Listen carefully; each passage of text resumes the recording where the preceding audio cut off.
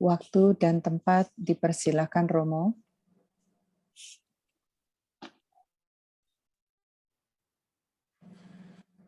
Baik Ibu, kita berada dalam masa novena untuk merayakan pesta Santa Ana, dan dalam masa novena ini ada renungan berupa pengajaran-pengajaran tertentu. Malam ini saya mendapat giliran untuk membawakan renungan bersama juga dengan pengajaran dengan tema bersahabat dengan Nabi Elia di masa pandemi ini. Ya. Nah, memang yang kita fokuskan perhatian adalah pada sosok Santa Ana, tetapi juga kita hidup dalam liturgi gereja. Hari ini gereja juga mengenang Nabi Elia sebagai salah seorang kudus, dan memang kita banyak mungkin membaca kitab suci, terutama kitab pertama dan kedua Raja-Raja, juga dalam kitab Perjanjian Baru, Injil-Injil sinoptik, surat Santo Paulus, surat Santo Yakobus, kita mendengar banyak tentang Nabi Elia, tetapi mungkin kita mendengar sepintas. Saya tentu tidak memberi banyak hal tentang Nabi Elia ini, tapi kiranya apa yang sebentar akan saya bagikan boleh berguna untuk kita semua. Karena kita masih dalam masa pandemi, saya memberi tema atau judul dari renungan sekaligus pengajaran pada malam hari ini adalah kita mau bersahabat dengan sosok Nabi Elia di masa pandemi ini. Kenapa saya kaitkan dengan masa pandemi? Karena memang kalau kita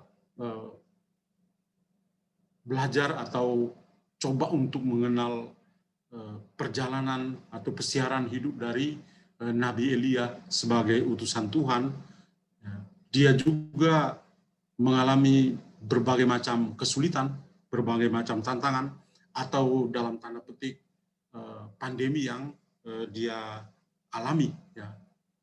Banyak pergumulan yang dihadapi, krisis juga dialami, ya. Tetapi pada akhirnya satu hal yang tetap dia tunjukkan adalah dia tetap sosok dari utusan Tuhan yang hebat. Mari kita coba untuk melihat sosok ini. Pertama kita mulai dengan paling kurang tahu namanya tapi mengerti. Ya. Nama Elia itu artinya apa? Ya. Nama Elia itu dalam bahasa Ibrani, Eliyahu, itu artinya Yahweh atau Elohim adalah Allah. Yahweh adalah Allah. Jadi kalau menyebut nama Elia, kita langsung mengerti pada sosok Allah sendiri. Namanya langsung berkaitan dengan Allah sendiri. Elia kalau kita baca dalam kitab pertama Raja-Raja, banyak informasi yang penting yang kita temukan di sana. Misalnya dia lahir dan besar di Tisbe, daerah Gilead di Israel, sekitar tahun 2664 sebelum Masehi. Dan Tuhan memanggil dia untuk atau mengalami perutusan untuk mewartakan kerajaan Allah atau mewartakan sabda itu di kerajaan utara, kerajaan selatan. Kemudian dalam tugas kenabiannya, dia berjumpa dengan sosok pemerintah. Ya, ada raja-raja Ahab, Ahasya, dan juga Yoram di abad ke-9 sebelum Masehi ini. Kita juga akan melihat sosok Nabi Elia ini cukup unik, mirip-mirip dengan sosok seorang dalam Perjanjian Baru, yaitu Yohanes Pembaptis. Seorang yang memakai pakaian bulu, kitab kedua Raja-Raja. Nah, tadi saya katakan bahwa Israel, ya, atau kerajaan Israel itu ada dua. Ya.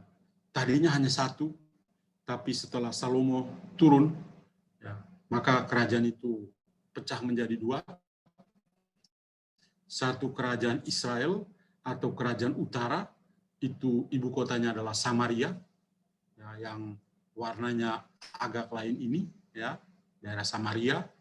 Kemudian kerajaan yang kedua adalah kerajaan Yehuda, ya, yang warnanya berbeda ini. Dua kerajaan ini memang sampai pada zaman Yesus itu ya kiranya mirip-mirip, ya, kucing dan tikus.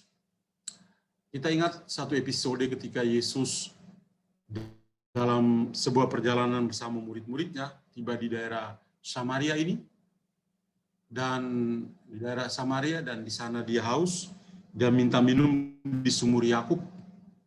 Wanita Samaria itu mengatakan, masa Anda seorang pemuda atau seorang laki-laki dari Yehuda atau orang Yahudi bisa minta minum di saya, wanita Samaria. Jadi kita bisa lihat relasi antara dua kerajaan ini memang tidak begitu bagus, atau contoh yang Yesus berikan tentang orang Samaria yang baik hati, ya. Dua kerajaan ini punya sejarah, ya, yang unik. Ketika mereka tidak patuh, akhirnya kerajaan pertama yang jatuh adalah kerajaan Israel atau kerajaan utara ini. Mereka dibawa ke daerah Asyur, menjadi budak di sana, lalu perlahan juga kerajaan Yehuda dibawa ke Babilonia, dan kita tahu sejarah dalam dunia perjanjian lama cukup itu, ya. Nah, tapi fokus kita malam hari ini adalah bagaimana Nabi Elia itu berkarya di daerah sekitar ini, ya, cukup besar, ya, cukup luas. Nah, situasi apa yang dialami oleh Elia pada saat dia mengalami perutusan? Boleh dikatakan bahwa situasinya tidak baik-baik amat. Boleh dikatakan bahwa situasi saat itu juga sebuah pandemi yang dia alami. Bangsa Israel dan Raja Ahab itu memang tidak menyembah, ya, Allah yang benar. Mereka, ya, justru punya kiblat yang berbeda, ya, punya dewa-dewi yang berbeda. Oleh karena ini menjadi sebuah tantangan yang sangat besar yang dialami oleh Elia ketika melakukan tugas perutusannya. Kalau kita baca dalam kitab pertama Raja-Raja bab 17 ayat 1, ya, langsung kita mendapat satu informasi yang sangat menarik di sini. Demi Tuhan yang hidup, Allah Israel yang kulayani, sesungguhnya tidak akan ada embun atau hujan pada tahun-tahun ini, kecuali kalau kukatakan. Jadi sosok Elia ini menjadi sangat luar biasa ketika dia bernubuat, ya, bahwa tidak ada embun atau hujan pada tahun-tahun itu, kecuali kalau dia yang mengatakannya. Kenapa demikiannya? Tadi dari namanya kita bisa mengerti. Yahweh adalah Allah. Jadi ketika dia mengatakan sesuatu, pasti ada benarnya. Dan benar-benar terjadi, sekitar 3,5 tahun atau 3 tahun 6 bulan, itu daerah Israel itu mengalami kekeringan dan kelaparan. Elia sendiri, ya, diminta oleh Tuhan untuk pergi ke tepi sungai Kerit, dan di sana dia tinggal, dan Tuhan memberi kepada dia makanan yang dia berikan melalui burung-burung gagak. Dan setelah sungai itu kering, ya, karena ini 3 tahun 6 bulan tidak ada hujan, embun pun tidak, maka dia akhirnya minggat dari tepi sungai Kerit itu ke tempat yang lebih jauh, ke negeri asing, ya, nanti sebentar kita akan lihat, yaitu ke daerah Sarfat, ya. Dan ini boleh dikatakan, ya, kalau kita membaca di kitab pertama Raja-Raja bab 17 ayat 2 sampai 7, ini menjadi sebuah pengalaman dan sekaligus sebuah pergumulan yang luar biasa. Kemudian Tuhan berfirman kepada Elia, pergilah dari sini, karena tempat itu sudah mulai kering. Ya. Pergilah dari sini, berjalanlah ke timur, bersembunyilah di tepi sungai Kerit, di sebelah timur sungai Yordan. engkau dapat minum dari sungai itu, dan burung-burung gagak telah kuperintahkan untuk memberi makan engkau di sana. Maka Elia taat, dia pergi ke tepi sungai Kerit, tinggal di situ, dan terjadilah Tuhan memberikan pada dia makanan dan minuman melalui burung. Nah, pada waktu pagi dan petang, burung-burung gagak membawa roti dan daging kepadanya, dan dia minum dari sungai itu. Namun, tadi saya katakan, tidak akan bertahan lama, karena 3 tahun 6 bulan hujan tidak turun. Ya, maka sesudah berapa waktu sungai itu menjadi kering, sebab hujan tidak ada. Lalu, apa yang terjadi? Kalau kita membaca kelanjutannya, di bab 17 ayat 8-16, Tuhan lalu memerintahkan Elia untuk berangkat ke sebuah tempat yang lebih jauh. Ya, tempat itu namanya Sarfat. Dan di sana dia akan bertemu dengan seorang janda tanpa nama. Nah, daerah Sidon itu adalah daerah di luar komunitas Yahudi. Bahkan sampai zaman Yesus pun orang berpikir bahwa orang-orang di luar komunitas seperti daerah Sidon itu mereka tidak akan memperoleh keselamatan. Si Elia ini diutus pergi jauh-jauh ke luar komunitas Yahudi, yaitu daerah Sidon, dan dia di sana bertemu dan menginap di rumah seorang janda yang tidak ada nama, tanpa nama. Janda itu beranak satu, anaknya laki-laki. Dan mereka juga punya persediaan makanan yang sangat sedikit. Maka ketika dia tiba di pintu gerbang, dia lalu meminta makan dan minum pada si janda yang kebetulan waktu itu sedang mencari kayu bakar. Tapi janda itu keberatan karena dia hanya memiliki segenggam tepung dan minyak di dalam buli-buli. Dia katakan, ya saya hanya punya ini, dan sekarang saya mencari kayu bakar, saya akan menyiapkan roti, dan malam ini kami akan makan. Dan besok tidak ada makanan lagi dan kami akan mati. Jadi pokoknya tidak ada suatu apapun lagi. Ya, tetapi utusan Tuhan Elia ini tetap memaksa janda ini. Akhirnya janda ini pun menuruti. Dia lalu membuat roti dari minyak yang hanya sedikit itu, tapi tepung dan minyak itu bisa bertahan sampai 3 tahunan, tidak habis-habis. Maka dari sedikit yang dimiliki itu, ya, tetap membuat mereka survive, bertahan hidup, dan orang-orang yang lain ya, kalau dalam musim kering seperti yang lain pasti akan mati kelaparan. Tapi Elia bersama si janda ini dan anak laki-lakinya, kita bisa lihat dalam gambar ini, ya, mereka tidak mati kelaparan. Dan cerita selanjutnya adalah bahwa sambil dia tinggal bersama janda di Sarfat, ada satu mujizat yang dilakukan oleh Elia di sana. Anak laki-laki si janda itu jatuh sakit dan meninggal dunia. Lalu, apa yang terjadi pada janda itu? Janda itu langsung merasa bersalah. Dia mengingat masa lalunya dengan dosa-dosa yang sudah dia lakukan. Maka dia berpikir, mungkin kehadiran utusan Allah ini, yaitu Nabi Elia, itu membuat dia mendapat malapetaka seperti itu. Maka anaknya meninggal. Elia tidak kaget. Dia mengambil anak itu, naik ke loteng, dan dia mendoakan anak itu, minta kepada Tuhan supaya Tuhan bisa memberikan hidup kepada anak itu. Dan anak itu akhirnya hidup kembali, dan setelah hidup ya dia memberikan kepada ibunya.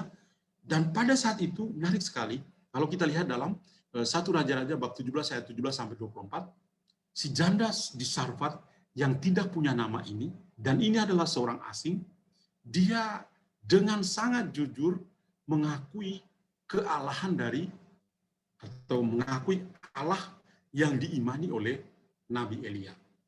Jadi sebuah cerita yang dalam bacaan liturgi kita juga kita temukan, ya, dalam misa harian, kisah tentang perjumpaan antara Elia yang diutus oleh Tuhan dari Israel pergi ke negeri asing, tinggal di Sidon itu bersama dengan janda itu, dan di sanalah dia bisa bertahan hidup, dan di tempat itu juga dia membuktikan kehadiran Allah, yaitu dengan satu mujizat yang dia lakukan ini. Setelah 3,5 tahun kekeringan dan kelaparan, Elia lalu kita akan lihat di sini saya cantumkan banyak sekali kutipan dalam kitab suci, kita tidak akan membahas semuanya ini, tetapi saya hanya tunjukkan bahwa kalau kita membaca kitab pertama Raja-Raja dan juga kedua Raja-Raja, kita akan melihat sosok Elia yang begitu luar biasa, penuh dengan perjuangan, persahabatannya dengan Allah, tetapi kadang-kadang juga grafik naik turun, kadang-kadang dia juga mengalami seperti krisis-krisis tertentu. Jadi setelah 3 tahun kekeringan dan kelaparan, Elia lalu muncul kembali dan dia lalu meminta Ahab untuk mengumpulkan semua nabi Baal. Jadi kalau kita baca di 1 Raja-Raja bab 18 ayat 1 sampai 6, Tuhan lalu mengutus dia, pergilah, silakan perlihatkanlah kepada Ahab, sebab aku hendak memberi hujan ke atas muka bumi ini. Nanti toh dengan doa-doa dari Elia, akhirnya hujan bisa turun. Tapi Tuhan minta pada dia sebagai utusan, silakan pergi ketemu raja itu dan berbicaralah dengan dia. Nah, situasi pada saat itu adalah banyak sekali nabi-nabi yang bukan mengarahkan orang-orang untuk percaya pada Allah yang benar, percaya pada Yahweh. Tetapi justru mereka percaya pada Baal. Baal itu artinya dewa-dewi asing. Dewa-dewi asing itu dibawa oleh Yezebel, istri dari raja. Jadi apa yang disembah oleh istri raja itu yang ditawarkan kepada orang-orang, pada nabi-nabi palsu itu, dan nabi-nabi palsu itu juga membawa begitu banyak orang untuk ikut menyembah berhala. Dan ini menjadi sebuah tugas penting dari Elia untuk mengoreksi situasi yang boleh dikatakan sebuah pandemi dalam hal iman yang dialami oleh orang-orang pada saat itu. Maka Elia lalu meminta Ahab untuk mengumpulkan semua nabi Baal. Ada sekitar 450 orang. Dan dia kumpulkan supaya apa? Supaya membuktikan bahwa ada Allah yang benar, Allah yang patut disembah, Allah yang kalau dalam kita perjanjian lama kita tahu Allah nenek moyang, Allah Abraham, Allah Ishak, Allah Yakub, dan lain sebagainya. Jadi Elia mau membuktikan itu kepada raja bahwa ini ada sekitar 450 orang itu, ini adalah nabi-nabi Baal. Maka apa yang terjadi? Nabi-nabi Baal dan Elia, mereka seperti berkompetisi. Mereka membuat mezbah untuk memberikan kurban, Maka nabi-nabi Baal dan Elia masing-masing buat mezbah dengan seekor lembu di atasnya. Kemudian masing-masing harus meminta Allahnya untuk mendatangkan api dari langit supaya membakar korban di mezbah itu. Nabi-nabi Baal itu seharian mencoba, tidak berhasil. Mereka membuat upacara apapun, mereka punya Tuhan tidak kasih turun api dari langit untuk membakar korban itu, korban persembahan. Dan akhirnya giliran dari Elia, baru dia berhasil. Maka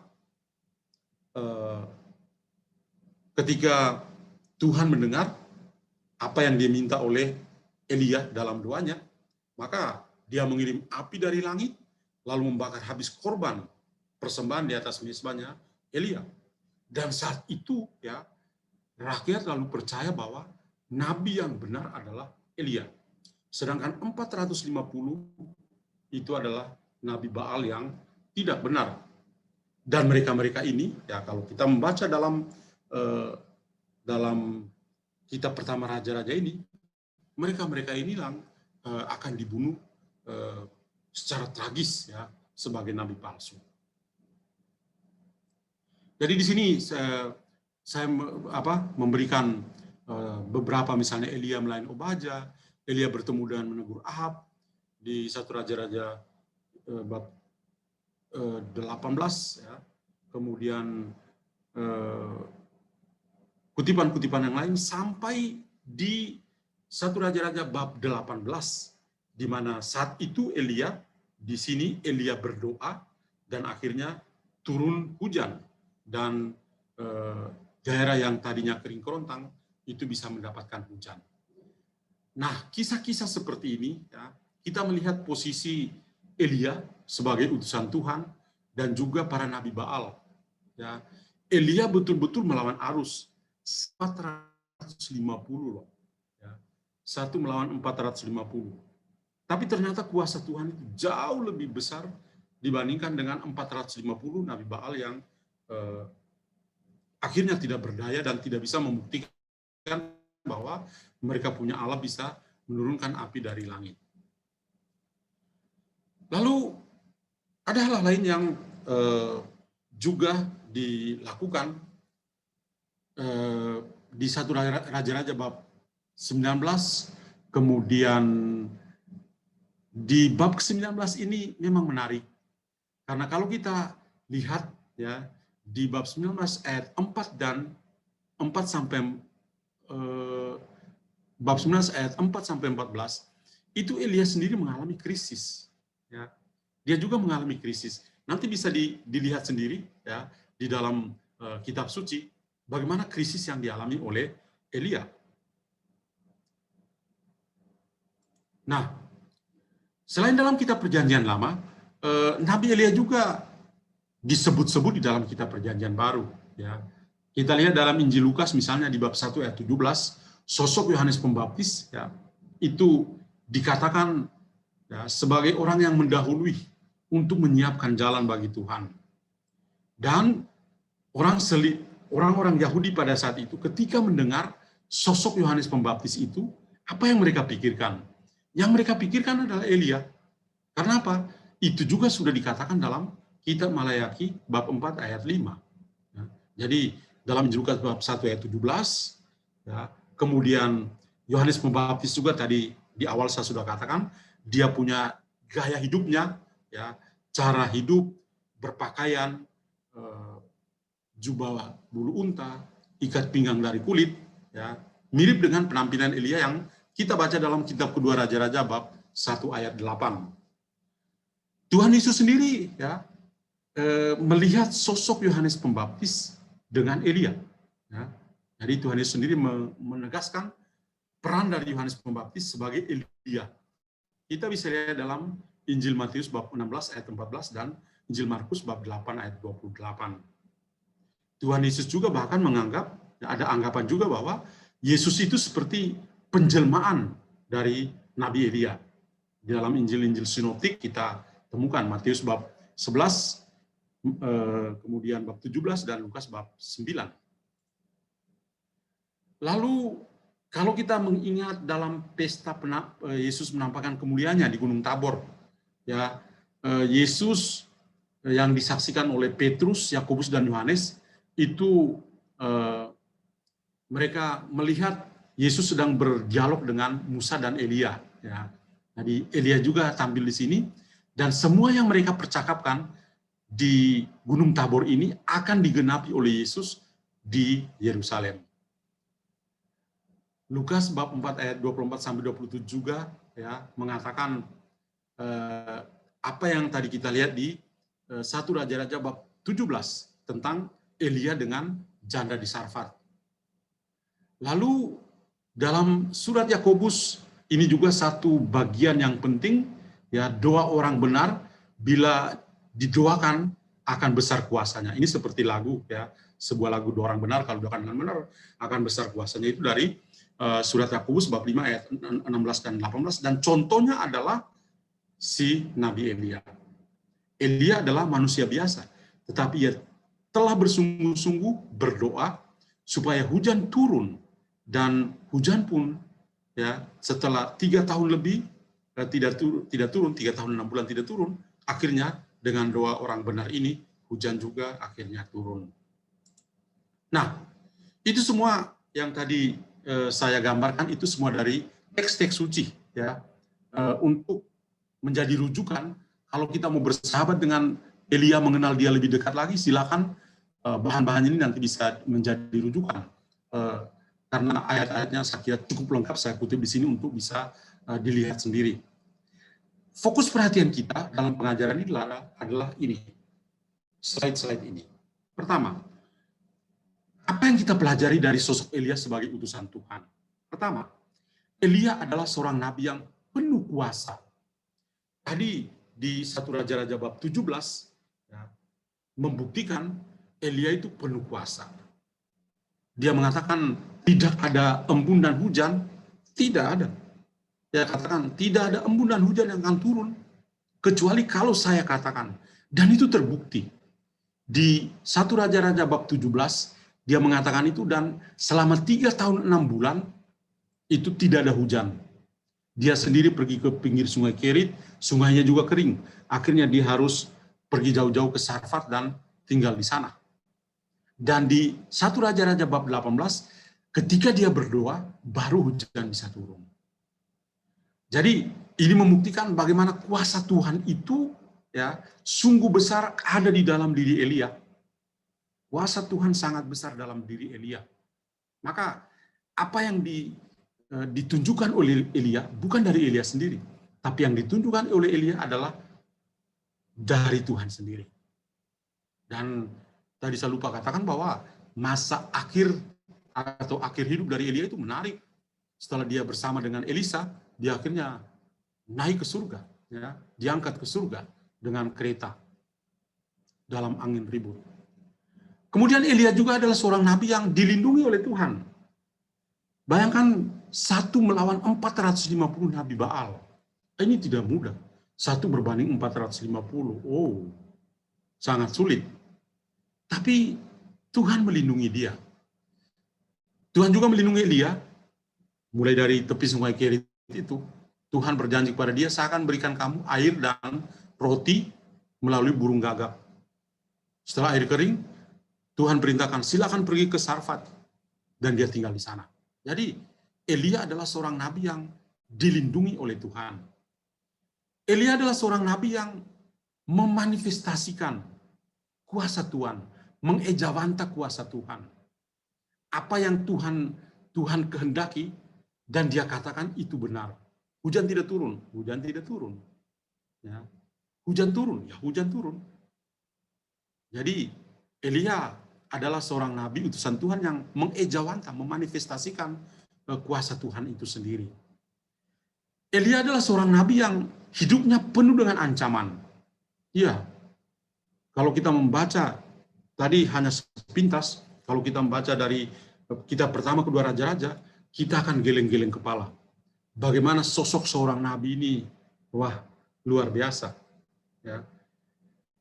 Kalau kita lihat dalam 1 Raja-Raja bab 19, ketika dia akhirnya pergi, ya, setelah nabi-nabi mati, dia akhirnya lari, ya, ke padang gurun dan bersembunyi di Gunung Horeb. Dan di sana diceritakan dia menjumpai Tuhan. Dan apa yang dia rasakan waktu itu? Yang dia jumpai, ya, adalah dalam angin sepoi-sepoi. Setelah itu ada datang angin besar, ada juga gempa, ada juga api, ya, tapi Tuhan tidak ada di sana. Jadi dalam tanda-tanda alam yang begitu besar, seperti angin besar, gempa yang hebat, ya, dan api, ternyata Tuhan tidak di sana. Ya. Jadi, ya, Tuhan justru ada dalam angin sepoi-sepoi, dan itu dirasakan oleh Elia di Gunung Horeb. Lalu satu lagi adalah Elia itu menemukan jalan yang penuh harapan dan optimisme. Ketika mungkin dalam pikiran manusiawi tidak ada harapan lagi, Elia masih menemukan harapan. Maka sambil kita memandang Elia, kita coba melihat dalam pengalaman-pengalaman kehidupan kita di masa pandemi ini. Ya. Elia itu seorang nabi yang Tuhan kasih kuasa kepada dia. Ya. Kuasa Tuhan itu besar, ya. Dan Orang yang sungguh percaya, ya, sungguh-sungguh memberi diri seutuhnya kepada Tuhan, itu dia akan mengalami seperti yang Elia alami ini. Maka apa refleksi kita? Ya, refleksi kita dengan melihat sosok Elia dalam kitab suci, ya, saya hanya pilih 3 hal ini. Yang pertama, doa itu memiliki kuasa yang besar. Kita lihat dalam Yakobus bab 5 ayat 17 dan 18. Di masa pandemi ini, sosok Nabi Elia menginspirasi kita dalam hal doa. Kita mungkin saja merasa seperti Tuhan lupa sama kita. Sama seperti orang-orang di Yerusalem pada zaman Nabi Yesaya, di mana mereka merasa Tuhan lagi tidur, Tuhan sudah lupa sama mereka. Tapi kemudian Tuhan mengatakan, seorang ibu bisa melupakan anaknya, tapi aku tidak akan melupakan engkau. Kenapa? Karena saya sudah melukiskan engkau di telapak tangan saya. Jadi, dalam masa ini, ya, masa yang sangat sulit untuk kita semua mengalami ini. Dan yang terpenting bagi kita adalah doa. Doa orang benar itu memiliki kuasa. Ada power. Malam hari ini sebelum kita mendengar renungan ini, juga kita berdoa. Dan kita harus percaya. Kalau kita sungguh orang beriman, kita percaya bahwa doa itu bisa punya kuasa yang mengubah segala-galanya.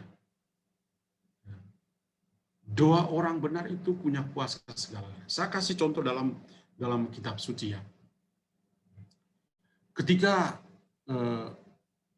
ayah dari atau ketika Yairus itu pergi menghadap Yesus dan dia sampaikan, Yesus, Guru, anak perempuan saya itu sudah meninggal dunia. Silakan pergi dan letakkan tangan, berikan berkat kepada dia, ya. Yairus ini percaya pada Yesus. Dan ketika dia bicara dengan Yesus itu dia berdoa. Dan iman dan doa yang dimiliki oleh Yairus ini punya kuasa yang sangat besar sehingga membuat anaknya bisa hidup. Jadi kita lihat, ya, doa orang yang tulus itu punya kuasa. Ini hanya salah satu contoh kecil, ya, di dalam kitab suci bagaimana doa itu punya kuasa. Lalu yang kedua, di masa pandemi ini banyak orang itu depresi. Banyak orang depresi. Elia juga pernah mengalami yang namanya depresi. Ya. Tadi saya katakan itu pengalaman Elia sebagai sebuah krisis. Dalam 1 Raja-Raja bab 19 ayat 3 dan 4, Elia punya sikap seperti ini. Maka takutlah Elia, lalu bangkit dan pergi menyelamatkan nyawanya. Dan setelah sampai di Beersheba, yang termasuk wilayah Yehuda, ia meninggalkan bujangnya di sana. Tetapi ia sendiri masuk ke padang gurun seharian perjalanan jauhnya, lalu duduk di bawah sebuah pohon arar. Kemudian ia ingin mati. Katanya, cukuplah itu. Sekarang ya Tuhan, ambillah nyawaku, sebab aku ini tidak lebih baik daripada nenek moyangku. Kalau kita membaca kelanjutannya, ya, Elia itu mengalami depresi, stres juga, krisis. Kayak kita sekarang ini. Elia adalah kita. Ya. Tetapi ada solusinya. Kalau kita membaca kelanjutan dari ayat 4, setelah ayat 4, ada solusinya. Jadi setiap persoalan kehidupan kita, itu adalah solusinya. Ya. Elia menghadapi itu. Ketika Baal-Baal, nabi-nabi Baal itu berkuasa, ada solusinya. Elia menemukan jalan itu. Ketika dia mengatakan bahwa tidak ada embunan hujan, ada solusinya. Dialah yang berdoa. Jadi semua depresi itu ada solusinya. kita masing-masing di masa pandemi ini juga mengalami yang sama. Kita punya beban dalam kehidupan kita. Kehilangan orang-orang yang kita kasihi, beban-beban ekonomi. Kita tidak tahu besok kita mau makan apa kayak janda di Sarfat. Apakah kita berhenti pada situasi seperti itu? Tidak. Setiap masalah ada solusinya. Dan ini kita belajar dari Nabi Elia. Lalu yang terakhir adalah Tuhan itu selalu menopang. Tuhan selalu menopang. 1 Raja-Raja bab 17 ayat 5 dan 6. Ya. Saya bacakan. Lalu ia pergi dan ia melakukan seperti firman Tuhan. Ia pergi dan diam di tepi sungai Kerit di sebelah timur sungai Yordan.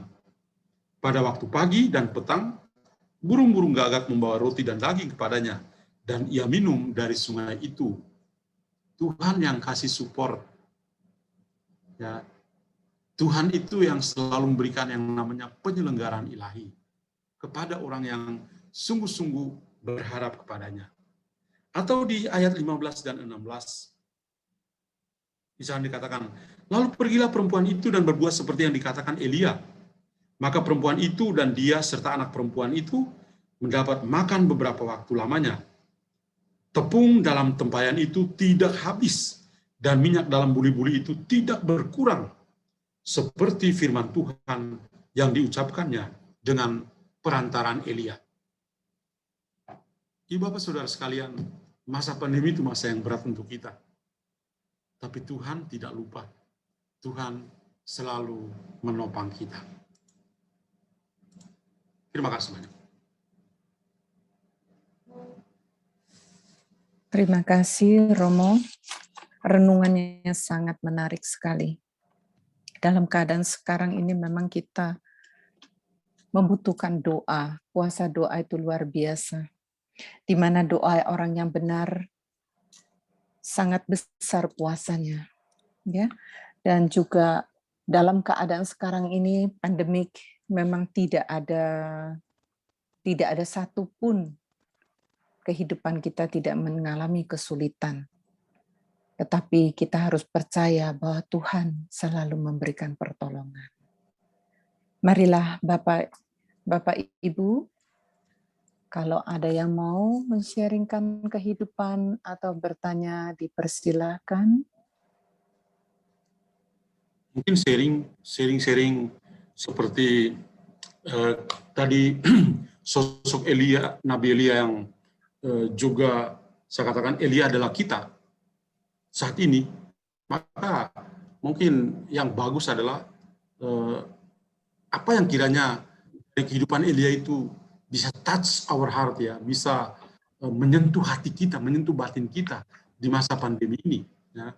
Apakah kehidupan Elia, perilaku Elia, atau paling kurang 3 hal terakhir yang tadi saya bagikan itu, ya, sebentar ya, saya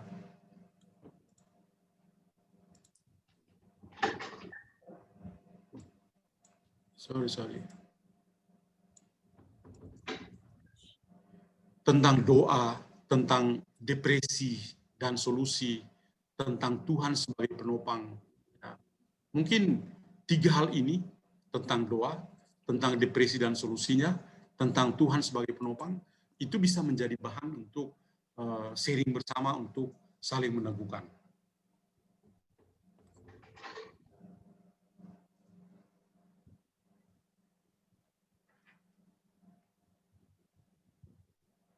Kalau belum ada, baiklah saya sharing sedikit tentang kehidupan seperti yang Romo bagikan, di mana saya mengambil yang cerita tentang janda itu, Romo. Janda hanya ada tepung dengan minyak. Itulah kehidupan saya pada saat pandemik tahun lalu. Saya tidak mempunyai apa-apa, masalah begitu berat kehidupan ini. Terus saya terpikir, saya pun depresi, seperti itulah kehidupan begitu susahnya. Bagaimana harus, tapi saya ingat Tuhan menolong, menopang saya. Bagaimana harus saya menjalani kehidupan ini. Untuk saya seperti janda itu katakan, hari ini saya boleh makan, besok mungkin saya mati. Saya berdoa kepada Tuhan dengan seperti kebenaran doa yang benar, di mana doa tulus adalah, Tuhan, tolong saya. Saya tidak punya apa-apa. Saya cuma ada ini saja Tuhan. Apa yang harus saya buat? Tapi Tuhan memberikan inspirasi untuk melakukan dengan ada yang saya sisa, saya olah, saya jadikan makanan, dan saya coba menjualnya. Ternyata Tuhan memberikan satu jalan keluar di mana saya bisa berniaga atau seperti catering atau buka PO yang zaman sekarang begitu banyak. Saya mencoba dan dari situ saya mendapatkan bahwa doa sangat besar kuasanya. Dengan hal yang kecil saja, dengan hal kebenaran di mana Tuhan menolong setiap orang pada saat kita kesulitan, doa itu sungguh-sungguh tulus. Apakah itu benar, Romo? Ya, kalau kita punya iman sebesar biji sesawi saja, saya kira pertolongan Tuhan itu selalu datang, tidak pernah cepat-cepat amat, tidak pernah cepat, tapi selalu datang tepat pada waktunya. Dan Tuhan itu sungguh memberi apa yang kita butuhkan, bukan apa yang kita sukai dalam kehidupan. Amin. Benar, Romo. Setiap masalah kehidupan itu pasti ada jalan. Setiap depresi ada solusinya. Seperti tadi di kehidupan Nabi Elia, ya setiap persoalan kehidupan kita pasti ada jalan keluarnya. Tidak pernah jalan buntu yang kita temui. Selagi kita masih punya Tuhan. Santo Paulus dalam suratnya kepada jemaat di Roma bab 8, ya, kita ini lebih dari pemenang. Lebih dari pemenang.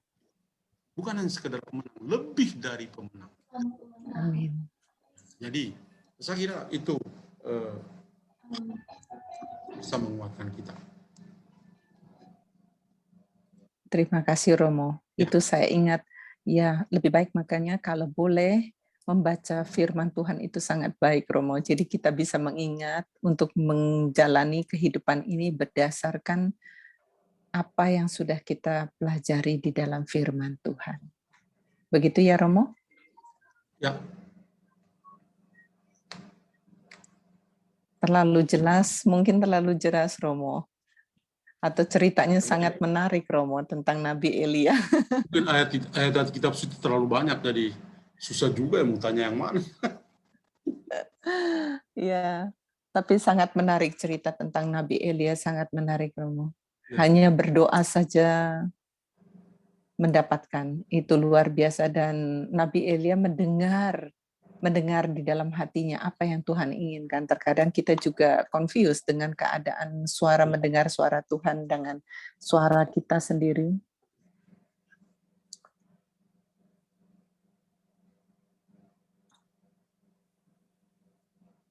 Apakah mungkin Romo mau sharing juga, Romo? Oh, tadi sudah panjang jadi nanti orang bosan. Tidaklah, Romo. 30 menit. Ya, di dalam kehidupan ini yang sesederhana mungkin untuk berdoa. Kadang-kadang doa pun tidak seperti yang dapat kita harapkan. Kita harus lebih menanti dengan sabar, ya, Mo. Ya.